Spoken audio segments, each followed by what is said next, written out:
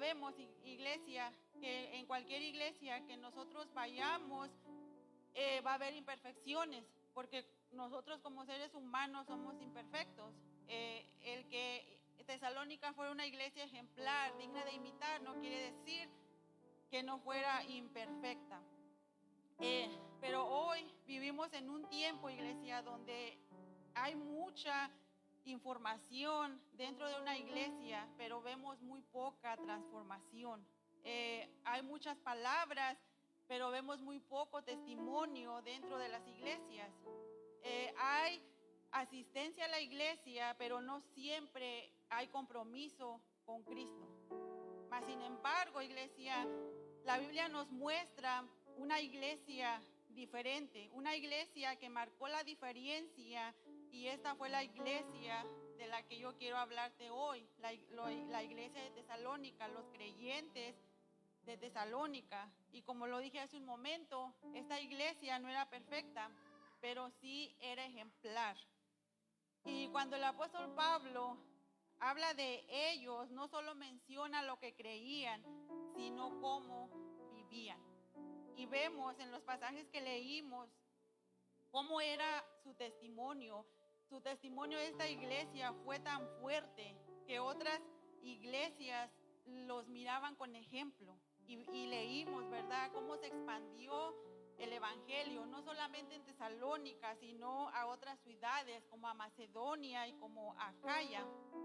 Y Tesalónica, iglesia, era una ciudad, era un lugar puertiario donde negociante, ¿verdad?, donde llegaban los barcos. Y yo leí un comentario que posiblemente los de Tesalónica evangelizaban a esas personas que llegaban ahí. Posiblemente ninguno de los barqueros que llegaron al puerto se iban sin conocer el evangelio. Y es por eso que su fe se escuchaba en diferentes lugares y su vida reflejaba a Cristo. Y eso es lo que vamos a ver hoy, iglesia. Hoy quiero que veamos 3 características que hicieron de Tesalónica una iglesia ejemplar. Y yo me voy a desarrollar en 3 puntos. Y el primero es imitación de los líderes y de Cristo. Y eso fue lo que leímos, ¿verdad? En el primer versículo dice: y vosotros vinisteis a ser imitadores de nosotros y del Señor, recibiendo la palabra en medio de gran tribulación. ¿De qué vinieron a ser imitadores, iglesia, los tesalónicos? ¿Y de quién? Y si leemos en el 5, dice: pues nuestro evangelio no llegó a vosotros en palabras solamente, sino también en poder del Espíritu Santo y en plena certidumbre, como bien sabéis cuáles fuimos entre vosotros por amor de vosotros. Y vemos que de los personajes que está hablando aquí, ¿verdad?, vemos que es Pablo, Silvano y Timoteo. Algo que podemos ver, iglesia, en imitación de los líderes y de Cristo, es que ellos imitaron a Pablo y a sus compañeros. Y Pablo también dice: y del Señor. ¿Y qué imitaron estos tesalonicenses, iglesia, de estos grandes misioneros que estuvieron en Tesalónica? Ellos imitaron su actitud frente al sufrimiento. Y vemos cómo Pablo predicó el evangelio en medio de oposición, y eso lo vemos y lo explicaba la pastora el miércoles que le tocó predicar en Hechos 17, ¿verdad? Ahí vemos como una revuelta en Tesalónica, ¿verdad?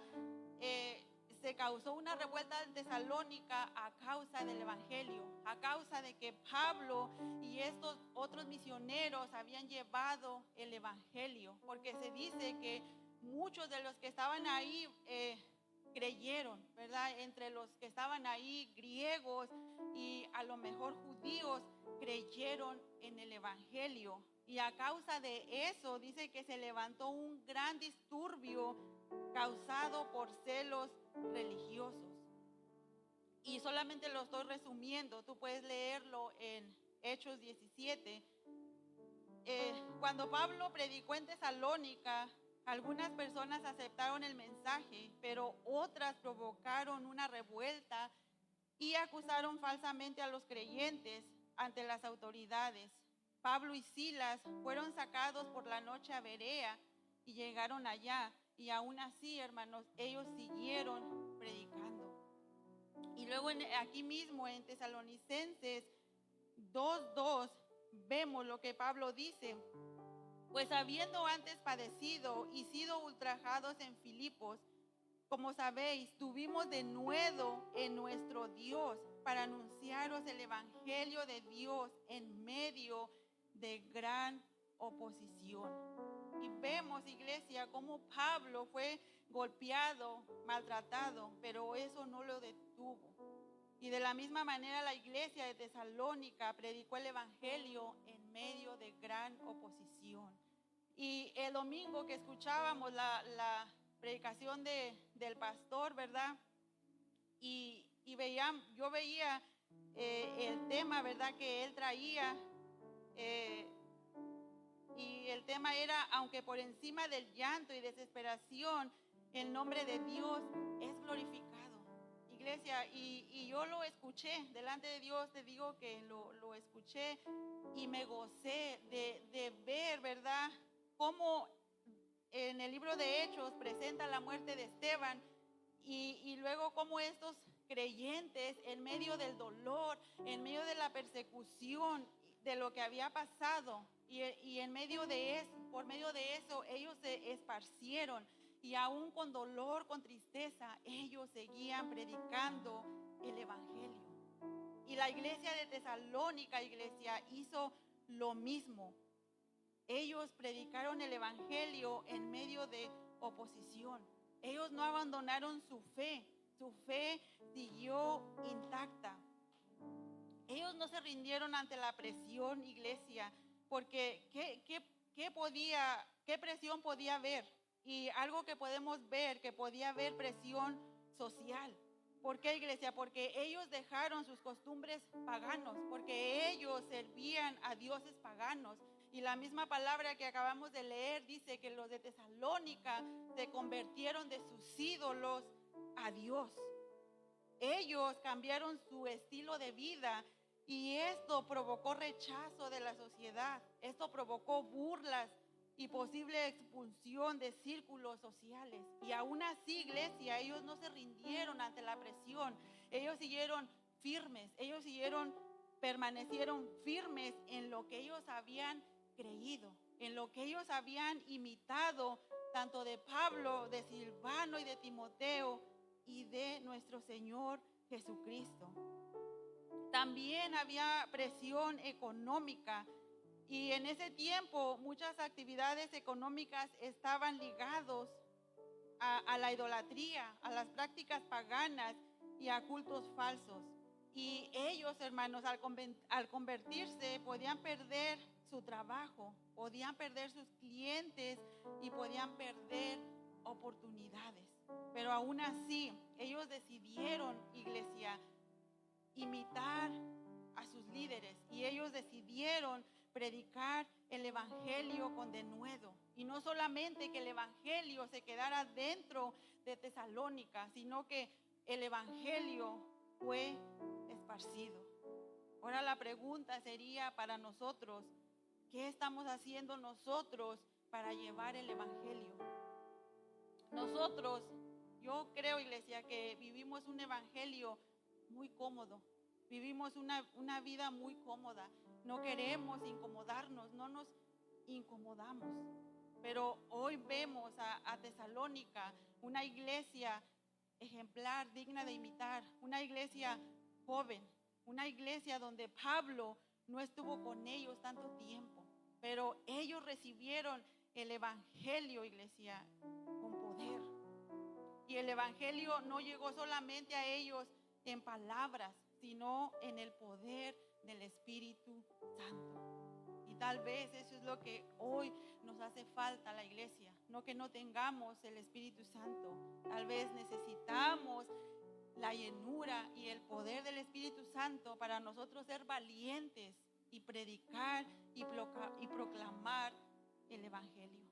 Como lo hicieron la iglesia de Tesalónica, como lo explicaba el pastor el domingo, acerca de aquellos que fueron esparcidos y aún así, en su sufrimiento, en su dolor y en su tristeza, ellos siguieron proclamando a Cristo. El nombre de Cristo siguió siendo glorificado.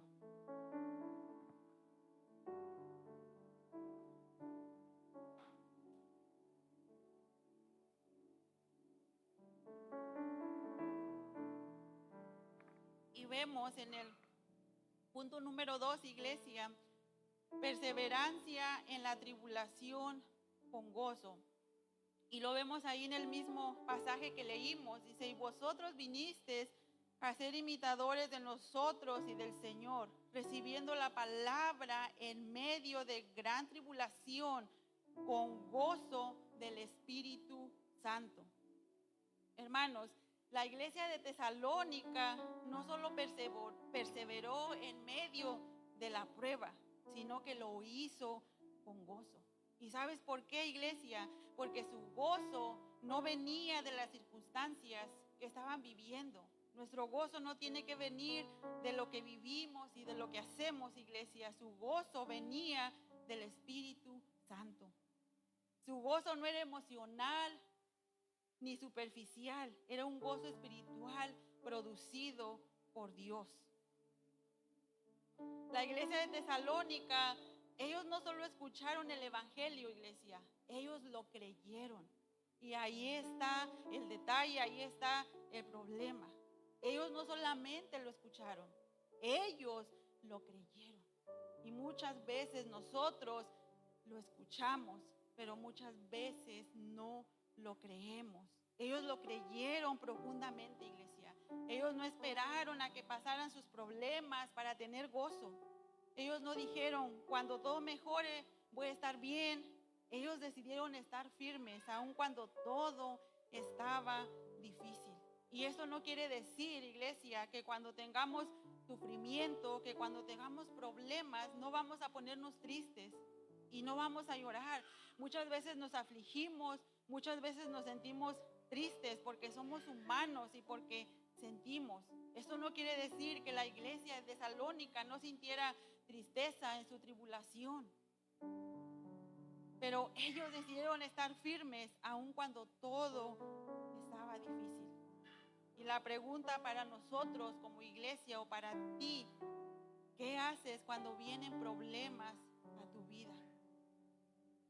¿Te alejas de Dios o te acercas más a Dios? ¿Pierdes el gozo o lo buscas más? Los tesalonicenses permanecieron firmes, iglesia, y nosotros muchas veces dudamos o retrocedemos. Muchas veces como iglesia o muchas veces personalmente estamos bien mientras todo está bien en nuestra vida. Estamos gozosos mientras tenemos salud, mientras nuestra cuenta está bien, mientras tenemos trabajo, iglesia, nos sentimos bien. Pero cuando aquello es quitado de nosotros, ¿cómo actuamos? ¿Qué hacemos, iglesia? ¿Nos alejamos más de Dios o nos acercamos más a Dios?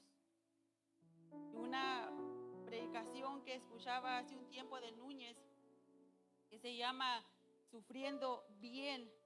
Él tiene dos frases que a mí me encantaron. Y él dice que la forma en que sufrimos revela nuestro conocimiento previo de Dios. Revela cuánto conocemos a Dios. En tu sufrimiento, en tu prueba, en tu debilidad, iglesia, revela cuánto nosotros conocemos a Dios. Porque nosotros podemos decir que Dios es bueno, que Dios es santo, que Dios es justo, y amén, porque Dios lo es.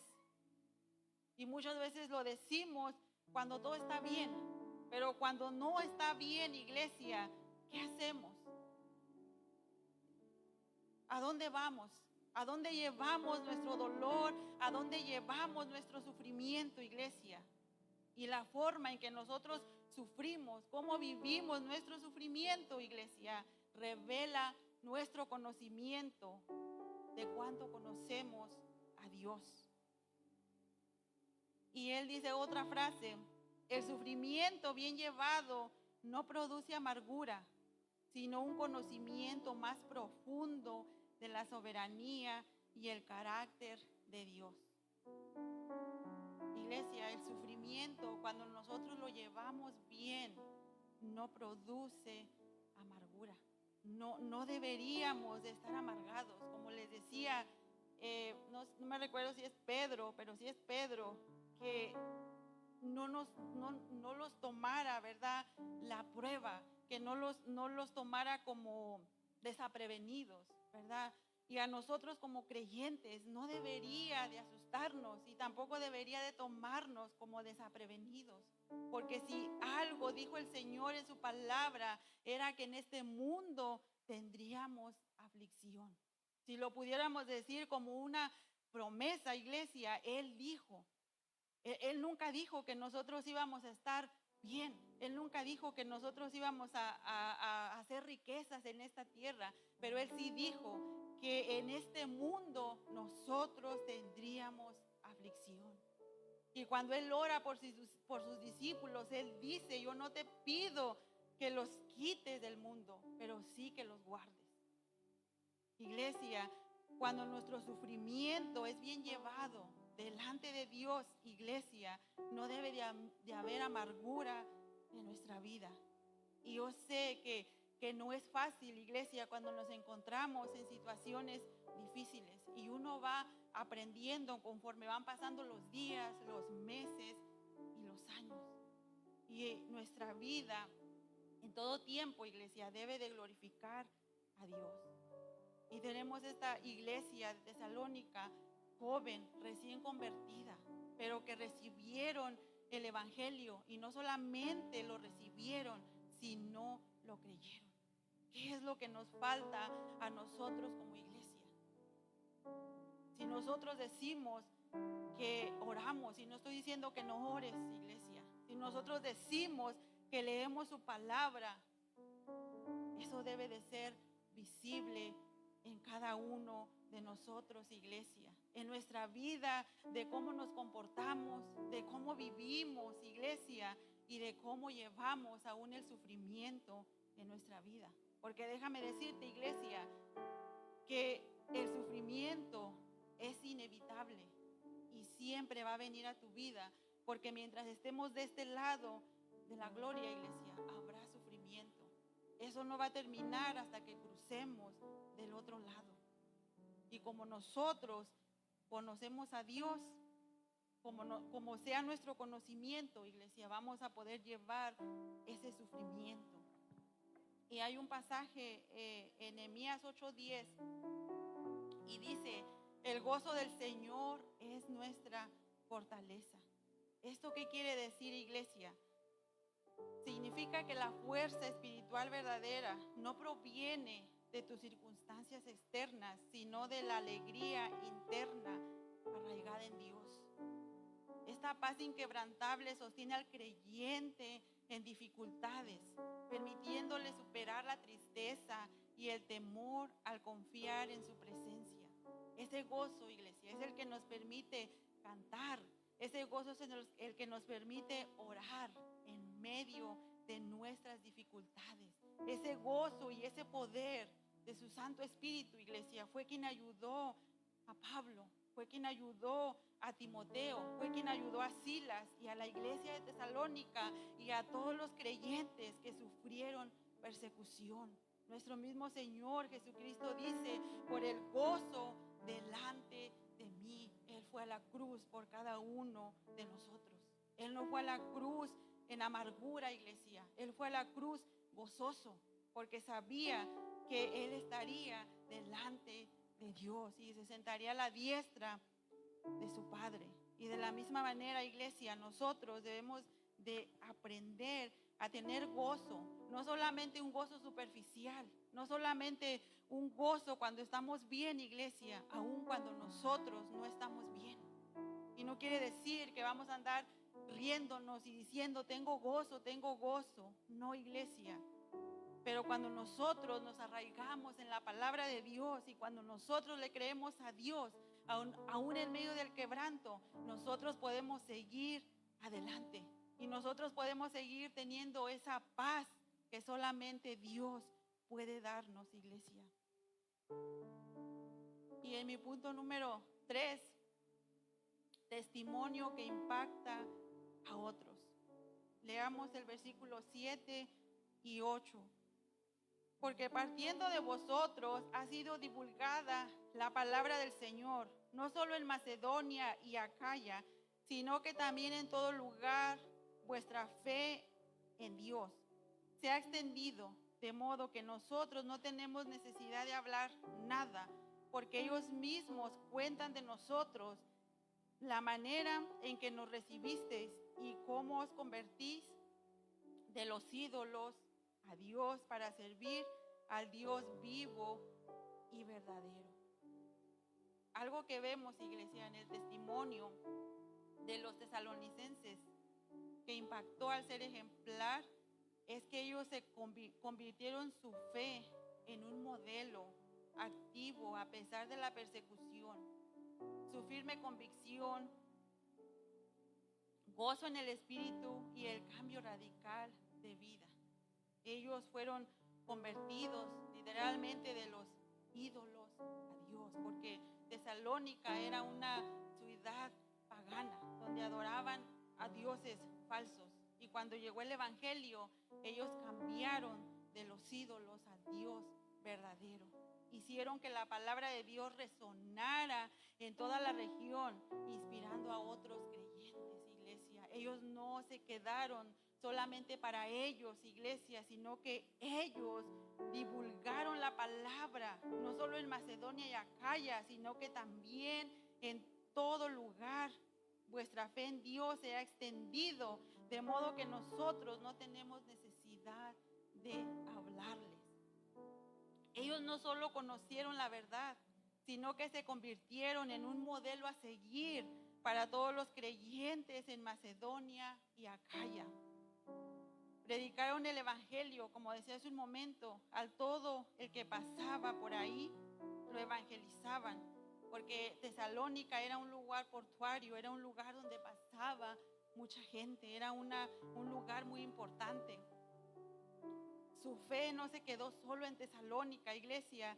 La noticia de su transformación se extendió por todas partes.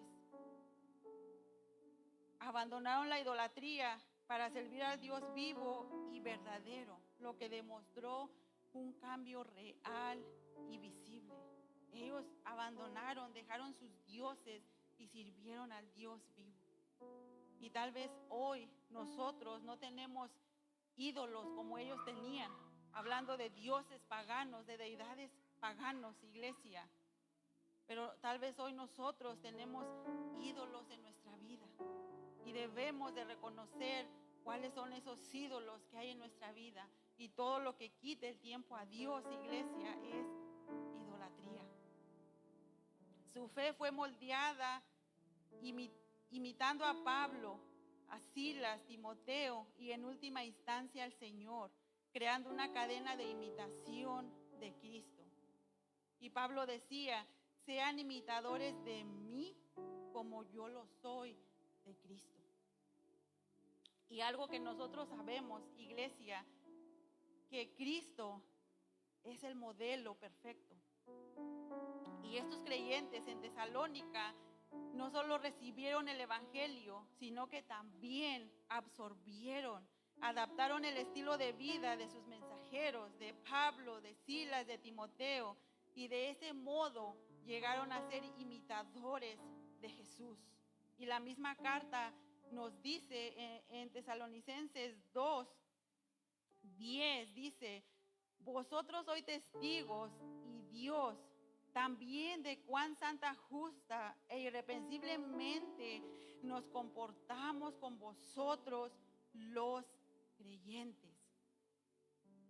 Pablo lo dice en esta orden y vemos una orden de cómo Pablo lo dice y lo vemos en el versículo 6 y él dice: y vosotros viniste a ser imitadores de nosotros. Primero dice: viniste a ser imitadores de vosotros, y luego dice: y del Señor. ¿Y sabes por qué esto es importante, iglesia? ¿Y sabes por qué Pablo lo ponía de esta manera? Y como dije hace un momento, porque sabemos que el modelo perfecto es Cristo. Pero esto es importante, iglesia, y a mí me gustaría que reflexionáramos. Si no te acuerdas de los otros dos puntos, pero que te lo lleves en tu corazón y reflexionemos, iglesia, qué es lo que nosotros estamos haciendo. Esto es importante porque los nuevos creyentes comienzan a imitar a Jesús en la medida que perciben su carácter a través de otros creyentes maduros. ¿Por qué, iglesia? Nosotros, la iglesia que está dentro, cuando viene un nuevo creyente o cuando alguien es convertido y es nuevo, iglesia, nosotros somos el primer libro que ellos van a leer. A nosotros es a quien nos van a ver. Los nuevos creyentes, así es como ellos aprenden a imitar a Jesús. Por eso Pablo decía: sean imitadores de mí como yo lo soy de Cristo. Y algo que podemos entender, iglesia, que obviamente esos nuevos creyentes van a aprender a conocer a Jesús a través de las Escrituras. Pero en el momento que ellos empiezan su caminar cristiano, iglesia, a quien nos van a ver es a nosotros. Ellos van a ver nuestra vida de nosotros los creyentes. ¿Te das cuenta, iglesia, cuán grande responsabilidad nosotros tenemos dentro de la iglesia? Y en el libro de Tito, y quiero que vayamos ahí, en el capítulo 2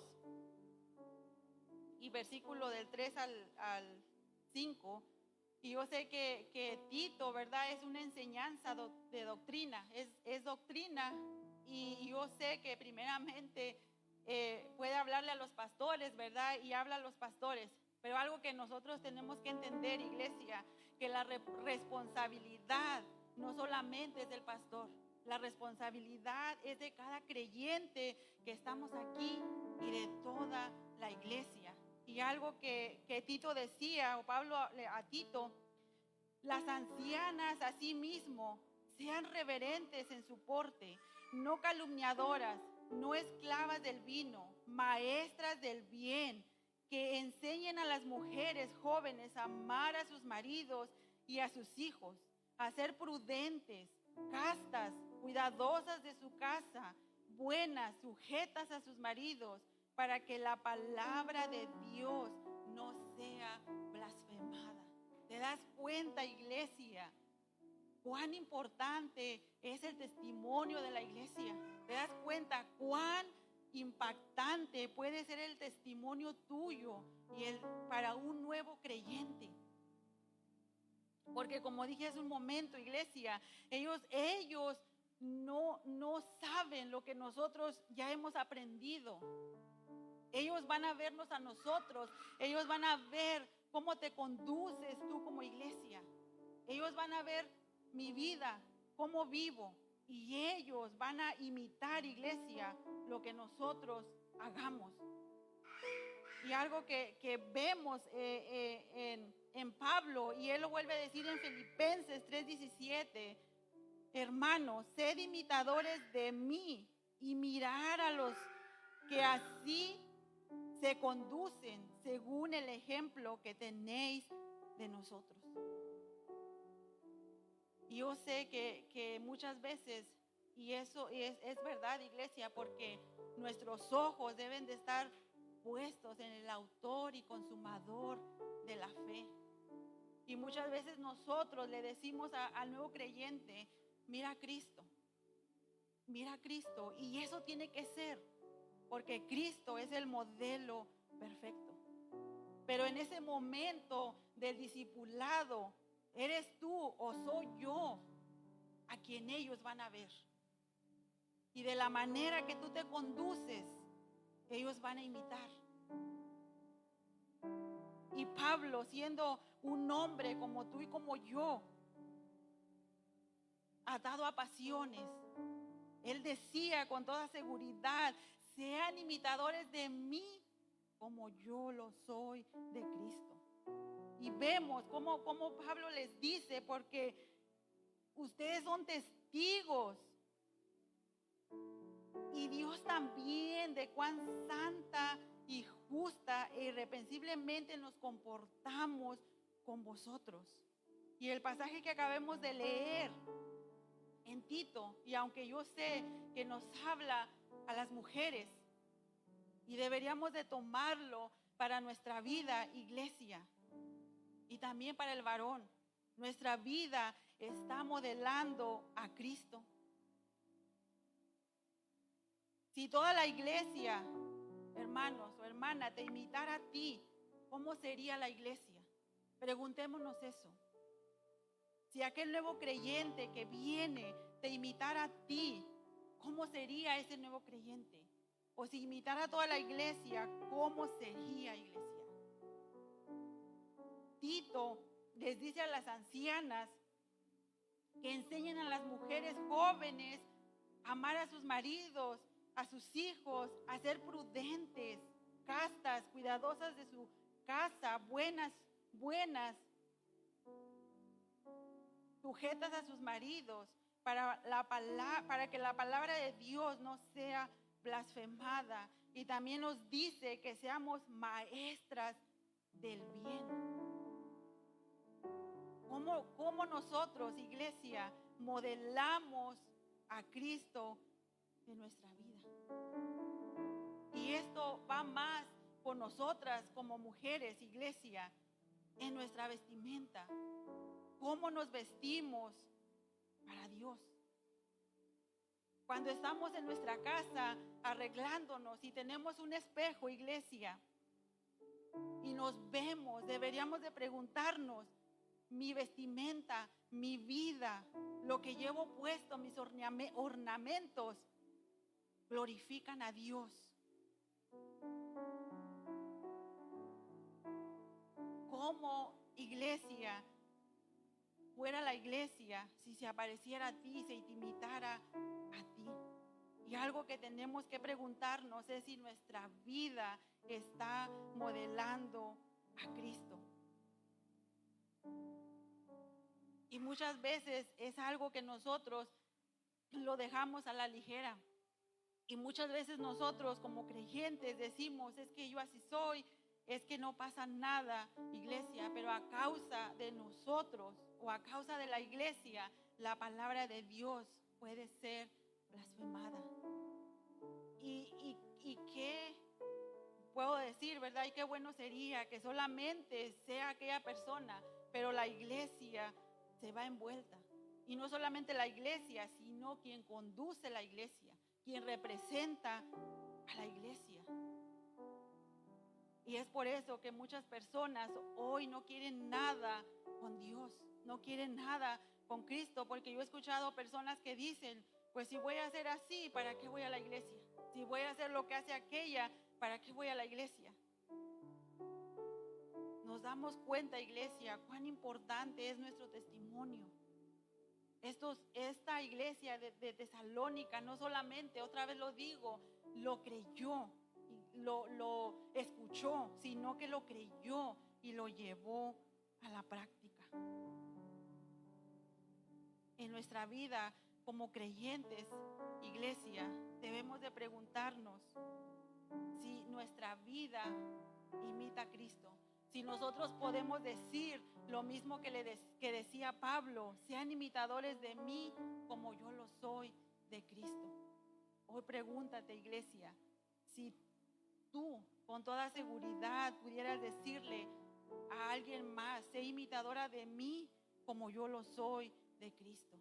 Porque de alguna manera, iglesia, nosotros como madres o los varones como esposos, como padres, nuestros hijos nos imitan.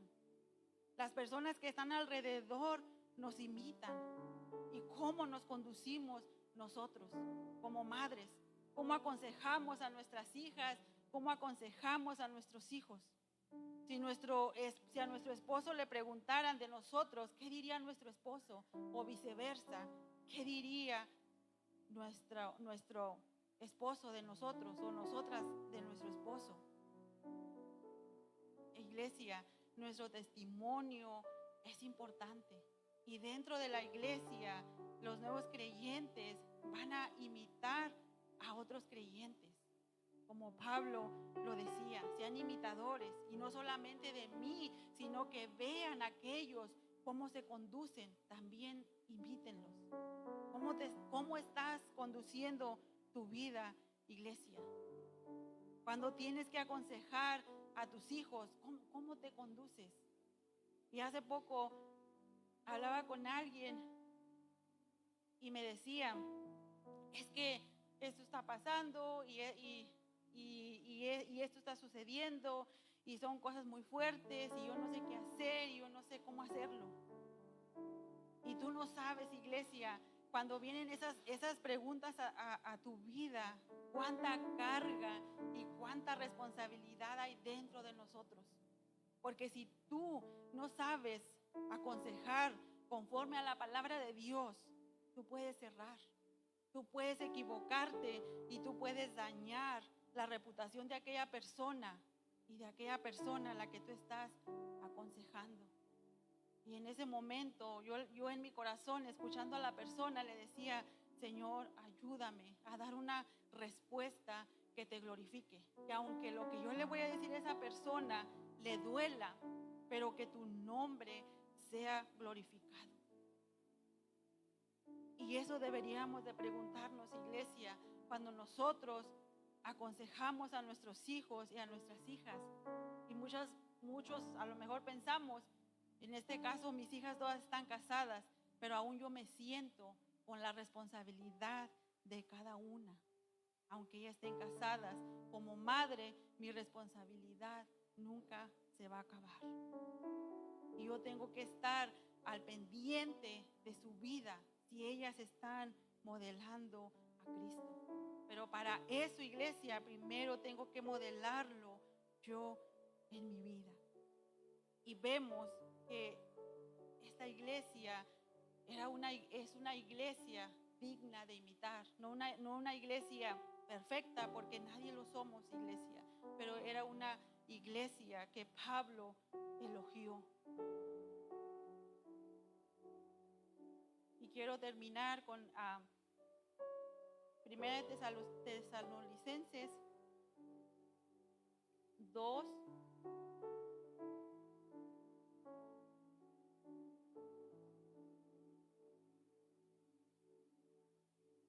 Y el versículo 19 y 20.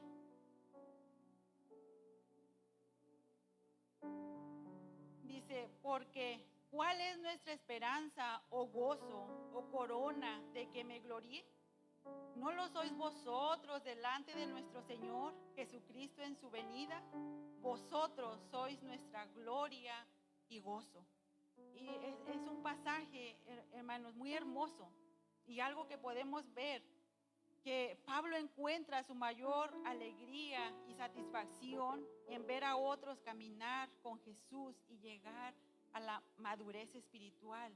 Y ese debería de ser el gozo de la iglesia, debería de ser nuestro gozo, iglesia, que aquellos que nosotros hemos discipulado, verlos, cómo ellos van creciendo, cómo ellos van madurando y cómo ellos llegan a la madurez espiritual.